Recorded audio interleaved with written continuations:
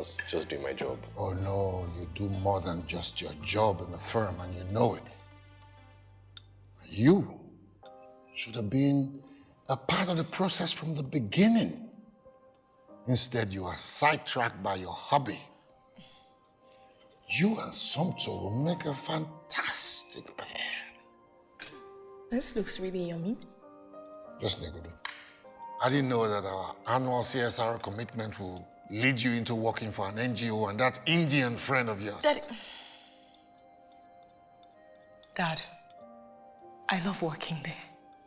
It makes being a lawyer feel worthy. Worthy? Chidimma, that is not a job. It's a hobby. You should spend more time in the office and build a real career. I don't understand rich people because, well, I'm not rich, and this failure to understand them is likely also the reason why I'm not going to be rich.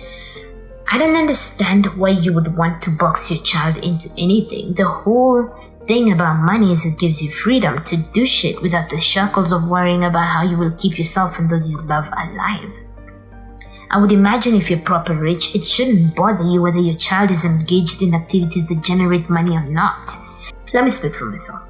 If I was stupid rich, as long as my kid wasn't on some self-destructive path, I'd be cool with them doing whatever. You want to spend your days painting clouds? Do that. Traveling to exotic places? Yeah. Smoking weed and playing in a garage band? By all means. Reviewing random African movies online? Okay, if that's the choice you're making. But that's just me. I cannot fathom why I would want my kids in the hustle when they have a way out. Freedom. This is the point of crazy money, especially when you have a cash cow, in this case in the form of a law firm. Hire competent people to run it, or sell it when you can no longer run it yourself. But don't force your kid into the straitjacket that is living your life.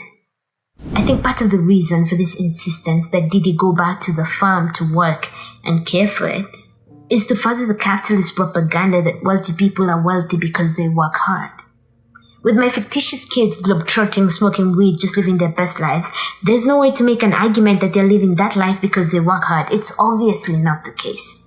So for rich people with law firms and corporations that exploit other people's labor then accumulate that wealth for themselves and their progeny, it's very important to keep in place that narrative that they work hard for their shit and their kids too and their grandchildren who inherit it after them and so on. Primo and Somto are two of the law firm's employees that were shown. It is implied that they are among the best workers at the firm. Both of them must have been heavily involved in brokering the deal Didi's father was being congratulated for, yet it's safe to assume that all they got for their trouble is likely just their salaries and maybe a bonus. Primo, in fact, gets fired later on in the film, spoiler alert. This is what being a worker looks like. The boss keeps all or at least majority of the proceeds of your labor. Meanwhile, back at the ranch, his daughter, who did nothing towards the success of the farm, casually gets to inherit it. While they're having lunch, someone, Raj's Indian mother, confronts Didi's father about needing to leave the farm to a man when Didi's already a great lawyer.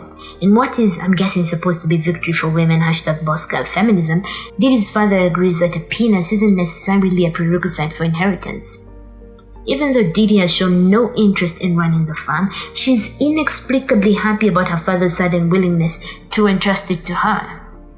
So you have Primo, a cutthroat lawyer who appears to live for the job and has been an asset to the firm, getting fired, while Didi just gets to inherit the shit that she hasn't worked to build at all. I'm guessing this is why Karl Marx and Engels were against private property and this type of wealth accumulation and inheritance.